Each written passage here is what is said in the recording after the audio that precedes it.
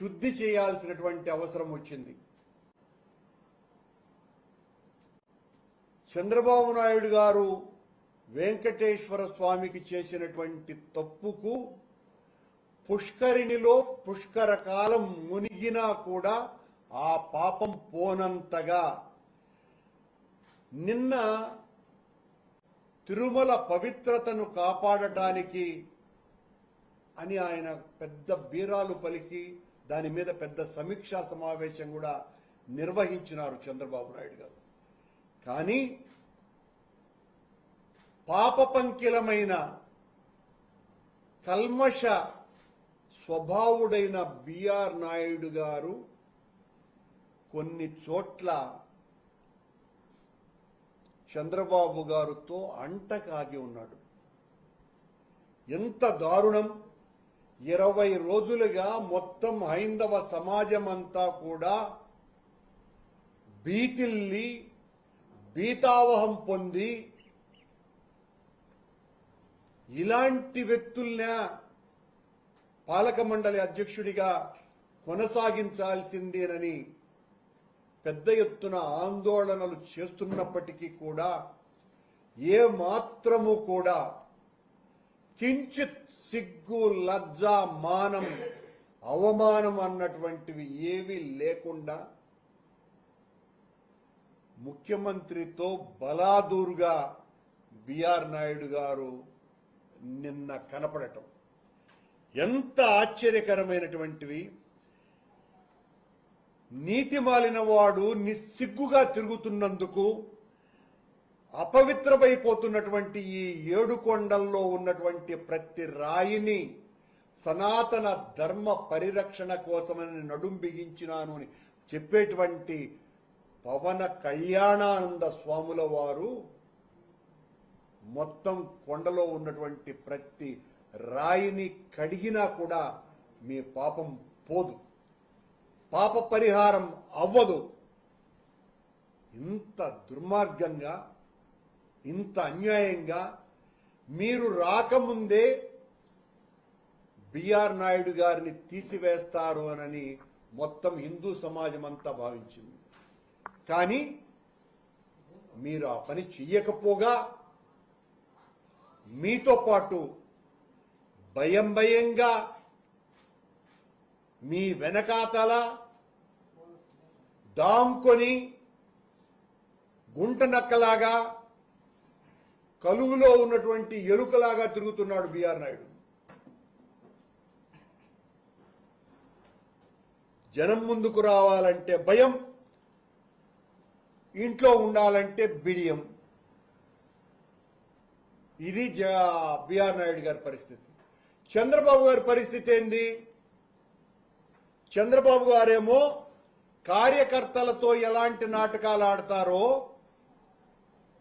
ఆ మాయ చేష్టలన్నీ కూడా మాయావి అయినటువంటి వెంకటేశ్వర స్వామితో కూడా ఆడాలనేటువంటి ప్రయత్నం చేసి తద్వారా ఒక వింత సంకేతాన్ని నేను బిఆర్ నాయుడిని మరీ దగ్గర పెట్టుకోలేదు అన్నటువంటి సంకేతం ఇచ్చేటువంటి ప్రయత్నం చేస్తున్నాడు. నిన్న మీ వ్యక్తిగత ప్రతిష్ట కోసమని బిఆర్ నాయుడుని కొంచెం దూరంగా ఉంచినట్టుగా అసహనంగా మీరు ప్రవర్తించినట్టుగా కనపడుతోందే తప్ప చంద్రబాబు గారు మీ వ్యక్తిగత ప్రతిష్టకు భంగం కలగకుండా ఉండటానికి కాదు మీరు ప్రయత్నం చేయాల్సింది. 140 కోట్ల హిందువుల ఆరాధ్య దైవమైనటువంటి వెంకటేశ్వర స్వామి ఆలయ ప్రతిష్టకు భంగం కలగకుండా చూడటం మీరు చేయాల్సింది. మీ వ్యక్తిగత ప్రతిష్టకు భంగం కలగటం కాదు సుమా.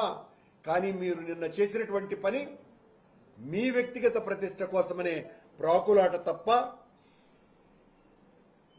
మరేమీ కాదు. మీరు నిన్న బిఆర్ నాయుడును తీసివేసి దానితో దేవాలయ ప్రతిష్టను ఇనుమడింపజేసేటువంటి కార్యక్రమానికి పూనుకొని ఉంటే అర్థవంతంగా ఉండేది. కానీ మీరు అలా చేయల. మీరు అన్నప్రసాదాలకు వెళితే అక్కడ బిఆర్ నాయుడు వెనక నక్కి నక్కి ఉన్నాడు. అది కూడా మహాతల్లి అయినటువంటి మీ శ్రీమతి భువనేశ్వరి గారి వెనుక అతను ఉండటం. సరే, మీరంటే రాజకీయ ప్రయోజనం కోసమని మీరు ఎంతకైనా దిగజారి మీ అవసరాల కోసమని బిఆర్ నాయుడుతో అంటగాకవచ్చు. కానీ ఆ మహాతల్లి వెనుక బిఆర్ నాయుడు ఉండటం అన్నది మరింత ఆక్షేపణ కలిగించేటువంటి విషయం. అన్నప్రసాద కార్యక్రమంలో తనైనా మందలించి ఉండాలా? ఇలాంటి భ్రష్టాచారి నా వెనుక ఉండటం ఏంటి అని ఏం సంకేతం పంపుతున్నారు మీరు?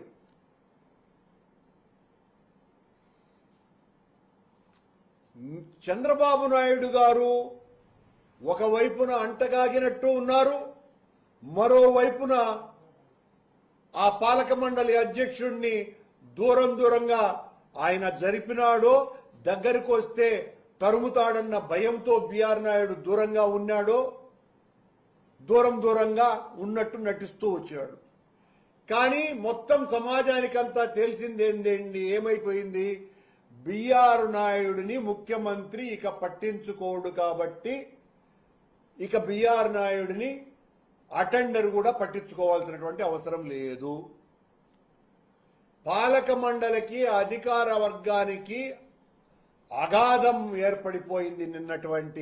నిన్న జరిగినటువంటి చర్యల ద్వారా పరిపాలన పూర్తిగా భ్రష్టు పట్టిపోతుంది. ఈ కారణంగా పాలక మండలికి, అధికారులకి సమన్వయ లోపం సుస్పష్టంగా దీనితో బట్టబయలైపోయింది. ఏ టెక్నాలజీని తెచ్చిందే నేను అని చెప్పేటువంటి బిఆర్ నాయుడు ఏ టెక్నాలజీకి సంబంధించిన సమీక్షా సమావేశానికి సంబంధించిన ఫోటోలలో మాయమైపోయినాడు. బహుశా ఏ టెక్నాలజీ వలన మాయమైపోయినాడో ఏమో మనకు తెలియదు. కానీ మొత్తానికి ఆయన ఫోటో కనపడలా. ఆయన్ను పెట్టుకుంటే ఏం పాపమోనని పెట్టుకోలేదో మనకు తెలియదు. అంత కీలకమైనటువంటి సమావేశంలోనే బిఆర్ నాయుడు గారు చంద్రబాబు గారి పక్కన కనపడలా. మహాద్వారం దగ్గర ఇఫ్తికఫాల్ ఇచ్చేటువంటి ముఖ్యమంత్రికి ఇచ్చేటువంటి సందర్భంలో అనాదిగా పాలక మండలి అధ్యక్షుడు అక్కడ అర్చకులతో పాటు ఉండి ప్రసాదం ముఖ్యమంత్రికి ఇవ్వటం అన్నది ఒక ఆనవాయితీ. అక్కడ మాయమైపోయినాడు మాయావి బిఆర్ నాయుడు. ఏ టెక్నాలజీ బిఆర్ నాయుడిని మాయం చేసింది? కనపడలా. కొన్ని చోట్ల ప్రత్యక్షమైనాడు. బెరుకు బెరుకు బెరుకు బెరుకు బిత్తు బిత్తు బిత్తు బిత్తు బిత్తు బిత్తుమంటూ. దీన్ని బట్టి చూస్తే అర్థమైంది ఏంటంటే, పదవి కోసమని బిఆర్ నాయుడు ఎంత అవమానం జరిగినా సరే లెక్క చెయ్యడు, అది ఆనందంగా భరిస్తాడు. పదవి ఉంటే చాలు. ఆయన అన్నాడు ఆ మధ్యన 20 రోజుల ముందు, ఈ పదవి నాకు లెక్కే లేదు అని. ఏమన్నా సిగ్గు లజ్జ ఉంటే వెంటనే రాజీనామా చేసి ఉండాలా? ఇలాంటి విమర్శలు ఎదుర్కొనే పరిస్థితి నాకు రాకూడదు అని ఆ పరిస్థితి లేకుండా పోయింది. నిజానికి చంద్రబాబు గారు ప్రవర్తన మరో రకంగా ఆలోచిస్తే ఒక అపరిచితునిలాగా జరిగింది. చంద్రబాబు గారి ప్రవర్తన కూడా నిన్న ఒకవైపున దూరం ఆ నక్కి నక్కి ఉండటాన్ని చూస్తే చంద్రబాబు గారు అర్ధచంద్రాకార ప్రయోగం చేయలేదు, కానీ అంతకంటే అవమానంగా బిఆర్ నాయుడు గారిని చూసినట్టే ఉన్నది. బిఆర్ నాయుడు వీధిలో ఉండలేడు, ఇంటిలోకి రానియరు అన్నట్టుగా ఆయన పరిస్థితి. టీటీడీ చరిత్రలోనే ఇంత అవమానింపబడ్డటువంటి వ్యక్తి మొట్టమొదటి ఆఖరు అధ్యక్షుడు బిఆర్ నాయుడు గారే. ఇక ఆయన్ను చూస్తే ఎవరైనా చిన్న మర్యాద అయినా ఇస్తారా? నిన్న జరిగినటువంటి సంఘటనతో, 20 రోజుల క్రితం జరిగిన సంఘటనతోనే బుద్ధుండేవాడు ఎవడైనా ఉంటే వెంటనే రాజీనామా చేసి ఉండాల. ఈ శృంగార వీరుడికి ఇంత శృంగభంగమైన ఆయన చేష్టల మాటలలో ఆయన్ను పోలిస్తే పదవిలో ఉండాలనేటువంటి ఆయన తాపత్రయాన్ని చూస్తే ఎలా ఉంది అంటే, ఇంత నీచానికి ఎవరైనా ఒడిగట్టగలరానని, అధికారం లేని పదవి, ఆదరణ లేని ఉద్యోగుల మధ్య ఉండటం అన్నది ఎంత బాధాకరమైనటువంటి విషయం అంటే, చంద్రబాబు నాయుడు గారి బిఆర్ నాయుడు గారి వికృత చేష్టలలోనే ఆయన మాట్లాడేటువంటి మాటలతోనే పోల్చాలంటే, మగువుల మధ్య మగతనం లేనోడు నిల్చున్నట్టున్నట్టే. ఇంతగా ఎవరూ ఆదరించినటువంటి మనుషుల మధ్య పదవిలో కొనసాగటం అంటే అంతకంటే అర్థం లేదు ఆయన మాటలలో. ఎందుకయ్యా తీసేయటానికేమో చంద్రబాబుకు భయం, యాడా ఈ బిఆర్ నాయుడు ఈ కూటమిలో ఉండేటువంటి లోపాలన్నీ బిఆర్ నాయుడు ఎక్కడెత్తుతాడో అనేటువంటి భయం. మింగలేక కక్కలేక ఉండేటట్టుగా ఉంది చంద్రబాబు నాయుడు గారి పరిస్థితి. ఉండలేక వెళ్ళలేక ఉండేటట్టుగా ఉంది పరిస్థితి బిఆర్ నాయుడుది. అంత తమాషగానే ఉండదు చూడండి. దొందే ఇద్దరిది అక్రమ పొందే. అన్ని వింతలే జరుగుతున్నాయి తిరుమల తిరుపతి దేవస్థానంలో చంద్రబాబు గారి వ్యవహారాల వలన. మొత్తానికి ఇద్దరు స్వామి ద్రోహులే, హైందవ ద్రోహులే. కళంకితుడని తెలిసి కూడా ఒక సోదరీమణి అంత దీనంగా ఉత్తరం రాసినా చంద్రబాబు నాయుడు గారు ఇంత కళంకితుడికి పదవి ఇచ్చినారు. అసమర్థుడనని అర్థమయ్యాక కూడా బిఆర్ నాయుడు అధ్యక్ష స్థానాన్ని అంటు కూర్చునే ఉన్నాడు. నేను తొలగను అనని మనల్ని బెదిరిస్తాడు. నేనెందుకు పోతాను రానని. మేమేదో ఆయన్ను గట్టిగా ఒత్తిడి పెడుతున్నట్టుగా ఉంటే అసహ్యం అని చెప్తున్నాం. ఇలాంటి ఉన్నతమైనటువంటి పదవిలో ఇలాంటి వికృత విలాస విశృంఖల చేష్టలు చేసేటువంటి వాళ్ళు ఉండటం అప్రాచ్యమనే చెప్తున్నాం. వీళ్ళ స్వామిని రక్షించేది, వీళ్ళ హైందవ ప్రాభవాన్ని విశ్వవ్యాప్తం చేసేదేనని హిందూ సమాజానికంతా కూడా తెలియజేస్తున్నా. ఇంత దారుణం. ఇంకా ఆశ్చర్యకరమైన విషయం ఏంటంటే, ఈ బిఆర్ నాయుడు గారి కొడుకు జూబ్లీ హిల్స్ ఎన్నికలలో, సొసైటీ ఎన్నికలలో పోటీ చేస్తున్నాడు. ఏప్రిల్ 5వ తారీఖున ఎన్నికలు. బిఆర్ నాయుడు బహుశా అందుకేమన్నా కొనసాగుతున్నాడా ఇంకా అనేటువంటి ఒక అనుమానం ఆ జూబ్లీ హిల్స్ సొసైటీలో ఉన్నటువంటి వాళ్ళకందరికీ వస్తున్నది. ఆ జూబ్లీ హిల్స్ సొసైటీలో ఉన్న వాళ్ళకందరికీ కూడా ఓటు హక్కు ఉండే వాళ్ళకంతా కూడా కుటుంబాలతో సహా దర్శనాలు చేయిస్తున్నాడంట, విఐపి దర్శనాలు. గత 15 రోజులుగా ఇదే తతంగం జరుగుతోంది అని మాకు వచ్చినటువంటి సమాచారం. నిన్న FSSAI టెక్నాలజీకి సంబంధించిన ల్యాబ్ను ముఖ్యమంత్రి గారు ఓపెన్ చేసినారు. ఆ ల్యాబ్ను ఇన్వైట్ చేసింది నేను అధ్యక్షునిగా ఉన్నప్పుడు ఎగ్జిక్యూటివ్ ఆఫీసర్గా ఉన్న ధర్మారెడ్డి గారు. కమలవర్ధన్ రావు అనేటువంటి IAS ఆఫీసర్ FSSAI ఆఫీసర్ను పిలిపించి మా ల్యాబ్లో ఆధునీకరణ చేయాల్సినటువంటి అవసరం ఉన్నది, నాణ్యతను పరీక్షించటానికి మేలైన రీతిలో మీరు అత్యంత నాణ్యత కలిగినటువంటి ల్యాబ్ను ఏర్పాటు చేయాలని ఒప్పందం నేను పాలక మండలి అధ్యక్షునిగా ఉన్నప్పుడు మా నాయకుడు జగన్మోహన్ రెడ్డి గారు ఇచ్చినటువంటి ఆదేశానుసారం ఎగ్జిక్యూటివ్ ఆఫీసరు నేను అమలు పరచటం జరిగింది. 30 కోట్ల రూపాయలు దానికి ఖర్చవుతాయి.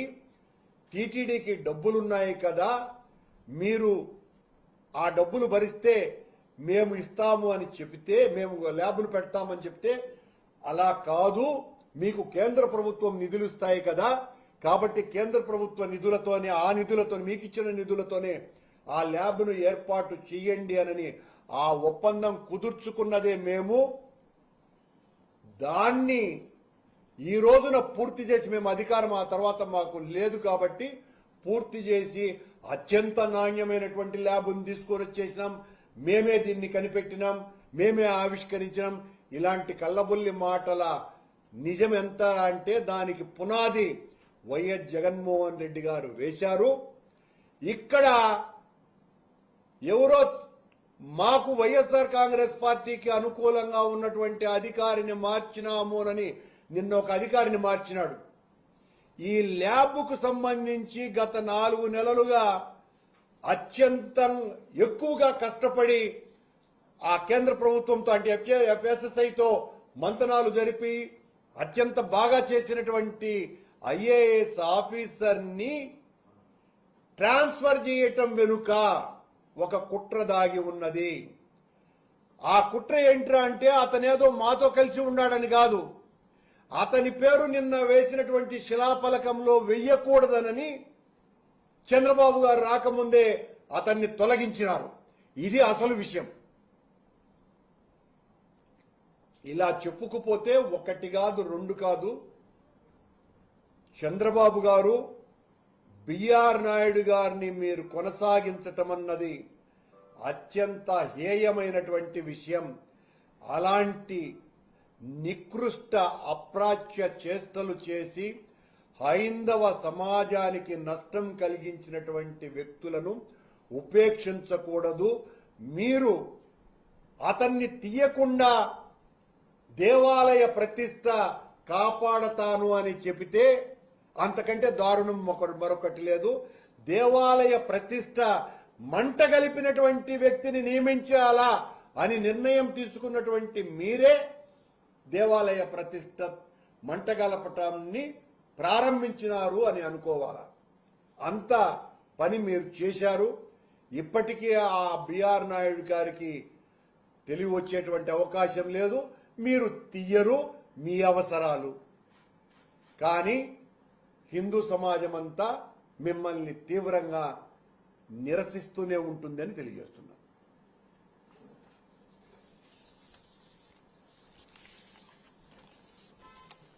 పార్టీకి సంబంధించి ఈ మధ్య కాలంలో సోషల్ మీడియాలో బాగా వైరల్ అవుతుంది. ప్రత్యేకంగా వాళ్ళు జగన్ గారిని గురించి కదా ఎవరిని వైరల్ చేస్తారు? టీవీ5, ఏబిఎన్, ఈటీవీ, మహా టీవీ. మా జగన్ గారికి మాకు వాళ్ళు ప్రత్యర్థులు, వాళ్లకు మేము శత్రువులు. మేము ప్రత్యర్థులే అనుకుంటాం. వాళ్ళు మమ్మల్ని ముట్టించాలనుకునేటువంటి శత్రువులుగా మమ్మల్ని భావిస్తారు. వాళ్ళు ఎన్ని రకాలుగా జగన్మోహన్ రెడ్డి గారి వ్యక్తిత్వాన్ని హననం చెయ్యాలని ఎన్ని సినిమాలు తీసినా, ఎన్ని వీడియోలు తీసినా వాళ్ళు చూసుకొని సంతోషపడాల్సిందే. బలి తీసినామే, బలి చేసినాడే, జగన్ పాత్ర బలి చేసినాడే అనుకొని సంతోషపడాల్సిందే తప్ప, అక్కడ చూడండి బిఆర్ నాయుడు ఎట్లా నక్కి నక్కి మన భువనేశ్వరం వెనకలున్నాడు. మార్చి ఇంకా చూపించు, ఒకటి చూపిస్తానండి.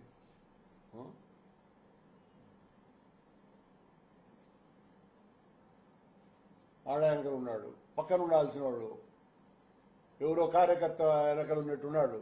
ముఖ్యమంత్రి వెనకల ముందుకు రావాలంటే భయం ఏడపడతాడో అని చంద్రబాబు ఏం ఇంకా రాలేదని ఆయన అనుకుంటున్నాడు. ఈడేదో ఇచ్చినాడండి, తిప్పు. అటు చూడండి, ఆ ల్యాబ్ ఓపెనింగ్ కి ప్రతిష్టాకరమైనటువంటి ల్యాబ్ ఓపెనింగ్ కి TTD ex officio member CM పక్కనున్నాడు. పాలక మండలి అధ్యక్షుడు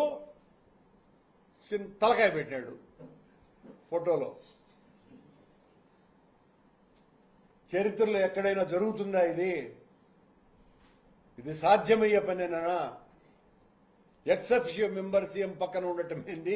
పాలక మండలి అధ్యక్షుడు మా రాష్ట్ర కేబినెట్ మంత్రి కంటే కూడా చాలా ఉన్నతమైనటువంటి పదవి, మార్చవా అయినటువంటి పదవిలో ఉన్నటువంటి వ్యక్తి దాముకొని ఆ ముఖం కూడా పేలగా ఇంకా మార్చు.